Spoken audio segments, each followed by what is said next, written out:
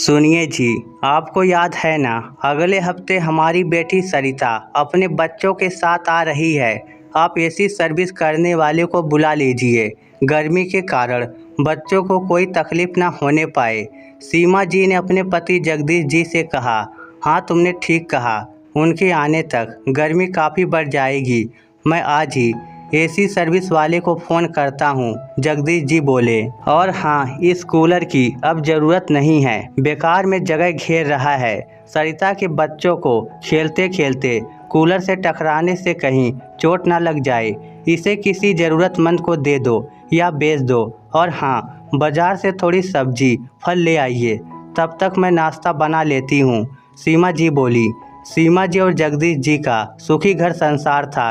एक विवाहिता बेटी सरिता और एक बेटा प्रमोद, जो अभी कॉलेज में पढ़ता है। सब्जी लेने के लिए जगदीश जी बाजार गए एक सब्जी वाले से, जिसकी उम्र जगदीश जी जितनी ही होगी। कुछ सब्जी ले ली। सब्जी सिर्फ 125 रुपए की हो रही थी।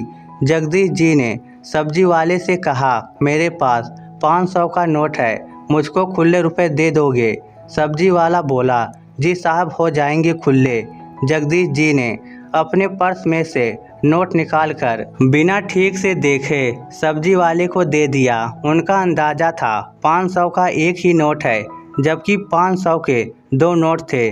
साहब जी, ध्यान रखिए, आपने 500 का एक नहीं दो नोट दिए हैं। ये कहते हुए उसने 500 के दो नोट दिखाए। जगदीश जी सब्जी वाले के ईमानदारी पर बहुत हैरान भी हुए और पुलकित भी। सब्जी वाला चाहता तो बिना बताए बड़ी ही चालाकी से नोट रख सकता था, लेकिन उसने ऐसा नहीं किया। जगदीश जी सब्जी फल लेकर घर आ जाते हैं। सीमा जी ने फिर कूलर की बात छेड़ी तो बेटा प्रमोद बोला, पापा ऐसा करते हैं, कूलर को ओलेक्स पर बेच देते हैं। मैं इसकी फ़ोटो खींचकर डाल देता हूँ, जिसको इसकी ज़रूरत होगी वह ले लेगा। कूलर का रेट 4000 रुपये रखा गया। कूलर बड़ा और अच्छी हालत में था। 3000 से 3500 के आसपास के कई ऑफर आए। 2 दिन बाद ही एक सुबह जगदीश जी के फ़ोन पर एक कॉल आई। सामने से आवाज़ आई, नमस्कार साहब, आपके कूलर का ऐड देखा। अच्छा कूलर दिख रहा है। मैं एक गरीब व्यक्ति हूँ, 4000 रुपये मेरे लिए ज़्यादा है। मेरी विवाहिता बेटी अपने बच्चों के साथ घर आ रही है। इस बार गर्मी कुछ ज़्यादा ही पड़ रही है। मैं चाहता हूँ कि बेटी और बच्चों को गर्मी में थोड़ा आराम मिल जाए। 2 साल बाद आ रही है हमारी बेटी बच्चों के साथ।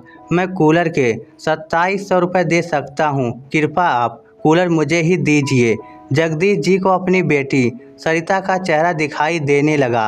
एक पिता के लिए बेटी क्या मायने रखती है, ये जगदीश जी बखूबी जानते थे। ठीक है, आ जाइए कूलर लेने, जगदीश जी बोले।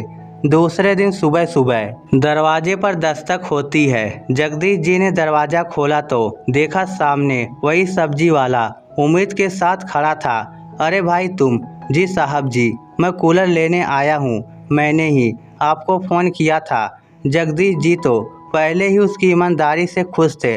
अब तो उन्होंने कम पैसों में ही कूलर उसे देने का निश्चय कर लिया।